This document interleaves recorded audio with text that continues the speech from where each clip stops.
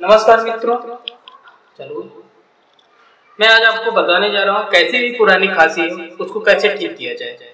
तो खांसी कई प्रकार की होती हैं। सभी प्रकार की खांसियों के लिए पहले हम दालचीनी लेंगे। ये दालचीनी है, एक प्रकार का छाल है वृक्ष का। उसके बाद शहद और ये पिसी हुई दालचीनी है। शहद, हम पिसी हुई दालचीनी को लगभग आधा चम्मच लिए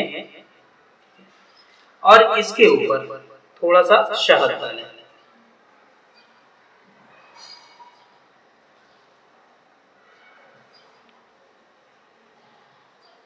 इतना सा शहद।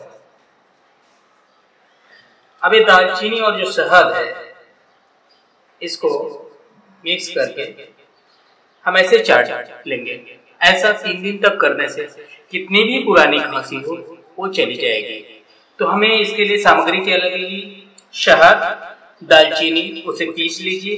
पिसी हुई दालचीनी को थोड़ा सा हाथ पे रखिए, उसके ऊपर से शहद डालिए और उसे चाट डालिए। इससे आपकी कैसी भी खांसी होगी वो खत्म हो जाएगी।